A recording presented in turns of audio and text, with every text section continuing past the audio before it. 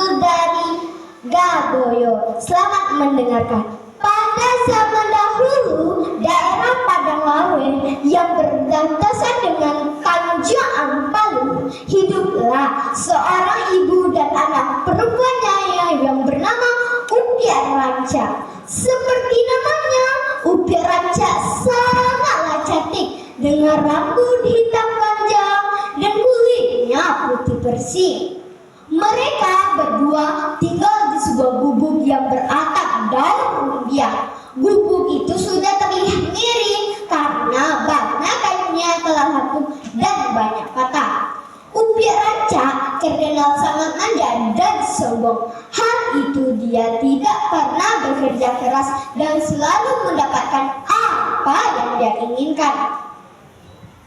Suatu hari, Upia Ranca ingin membelikan baju baru kepada ibunya. Namun, si ibu belum menerima upah dari yang sawah. Upia Ranca marah-marah dan mengancam ibunya akan pergi dari rumah.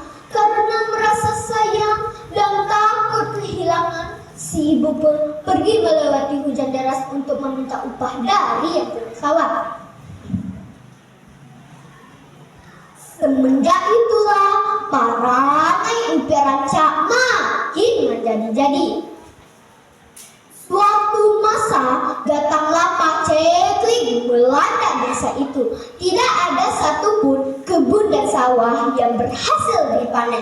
Si ibu berniat untuk menjual hasil sisa panen mereka ke juragan yang bernama Nangkodo di Muaro Bodi.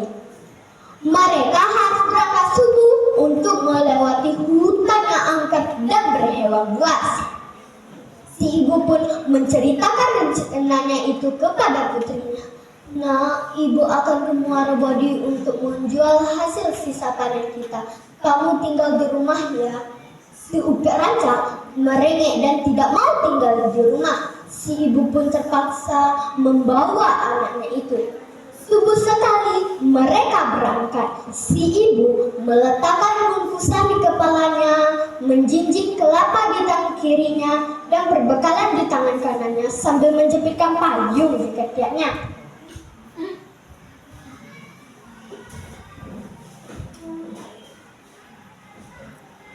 Namun, Upia Ranca berjalan tanpa beban sambil menyisir rambutnya dengan jemarinya. Selama di perjalanan, banyak yang kagum dengan kecantikan Upia Ranca. Hendak kemana kau gadis cantik? Dan siapa perempuan di belakangmu itu? Si Upia Ranca selalu menjawab, aku akan ke Muaro Bodi dan perempuan di belakangku itu adalah pembantuku. Si ibu hanya diam mendengar jawaban dari Upia Ranca. Saat matahari mulai terik, si Upia Ranca meminta payung serta air minum kepada ibunya.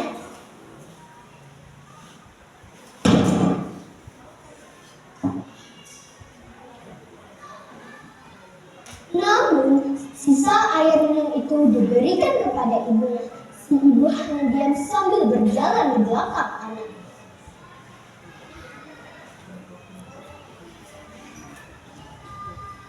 Setelah senja, barulah mereka sampai di daerah tak berpohon. Mereka berhenti di depan sebuah rumah untuk makan nasi.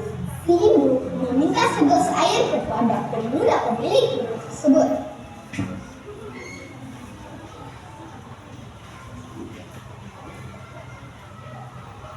Namun, Upia Ranca tidak memberikan air minum kepada ibunya, malah untuk mencuci tangannya dengan sisa air yang ada. Pemuda pemilik rumah tersebut bertanya kepada Upia Ranca, mengapa kau tidak memberikan air minum itu kepada ibumu? Bukankah dia kepedasan? Si Upia Ranca menjawab dengan sombong, dia bukan ibuku, tapi pembantuku. Terserah, aku memberikan air minum itu kepadanya, itu bukan urusanmu. Pemuda pemilik rumah tersebut memberikan segelas air lagi kepada ibu Upia Ranca. Tiba-tiba Upia Ranca merampas air minum itu dan berkata, cobalah tahan minum-minum saja, lihat sudah gelap. Si ibu pun berdiri dan berterima kasih kepada pemuda pemilik rumah tersebut. Mereka pun melanjutkan perjalanannya ke Marabodi dan melewati sebatang pohon yang rindang dan tanah rawa di bawahnya. Sebelum maghrib, barulah mereka sampai di Marabodi. Si ibu membersihkan dirinya di sungai dan bersiap-siap untuk menemui Nangkodo. Setelah salat maghrib, barulah mereka sampai di rumah Nangkodo. Nangkodo bersedia untuk membeli hasil panen mereka dengan harga yang cukup mahal. Karena hari sudah gelap, Nangkodo menawarkan ibu dan Upi Ranca untuk menginap di rumahnya dan memberikan satu kamar untuk mereka beristirahat. Si ibu senang dan bersyukur. Nangkodo juga tertarik dengan kecantikan Upi Ranca. Beliau ingin mempekerjakan Upi Ranca, namun Upi Ranca menolak. Aku tidak suka bekerja dan aku tidak suka kata-kata. Cari saja orang lain. Nangkodo tersinggung dengan jawaban Upi Ranca dan berkata, "Cepatlah kau tidur agar bisa berangkat subuh nanti." Subuh sekali sang ibu sudah bangun. Namun si Upi Ranca masih tertidur pulas karena kebiasaannya yang suka bangun siang. Si ibu pun meminta maaf kepada Nangkodo dan keluarganya. Tengah hari barulah Upi Ranca terbangun dan berbaring lama.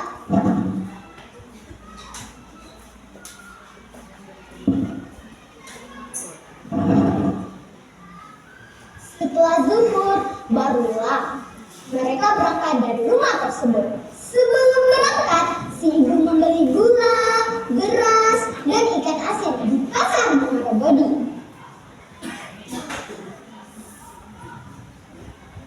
Selama di perjalanan, Upi Ranca marah-marah dan mengeluarkan sumpah serapah kepada ibunya.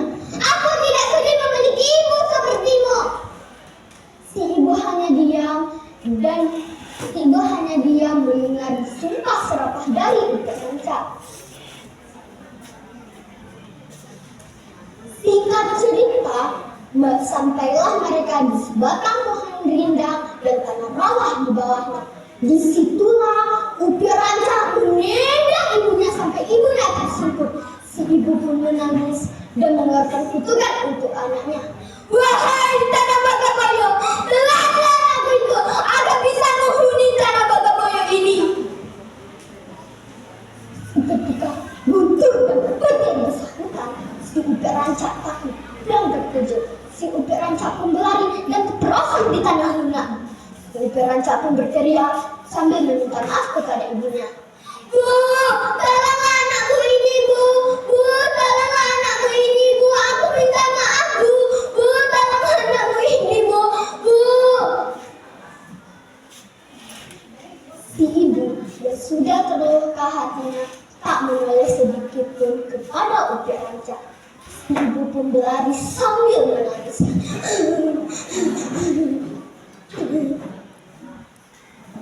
Sejak saat itu tak terdengar lagi berita Upi Ranca dan ibunya.